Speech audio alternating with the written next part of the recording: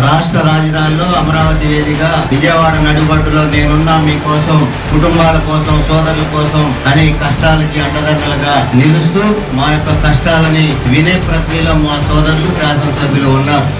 మా యొక్క కష్టాలు వినాలి, వినేవారు ప్రజాప్రతినిధులు మంత్రివర్గంలో ఉండాలి అంటే బోండా ఉమ్మ గారు లాంటి నాయకత్వం కేబినెట్ లో ఉండాల్సిన అవసరం ఉంది. పెద్దలు ముఖ్యమంత్రి గారు ఆలోచించాలి. ఒక పని చేసే శాసనసభ్యుడిగా, అందరికీ కావాల్సిన శాసనసభ్యుడిగా, అతన్ని గుర్తించి కేబినెట్ లో తీసుకుంటే గౌరవంగా ఉంటుందని చెప్పి నా అభిప్రాయం. ఈ రోజున ఆయన ఆశయాల్ని, ఆయన్ని పెద్దన్నయ్య ఈ రోజున సెంట్రల్ నియోజకవర్గం శాసనసభ్యులు బోండా ఉమ్మ గారిలో చూసుకుంటామని చెప్పి సందర్భంగా తెలియజేసుకుంటాం.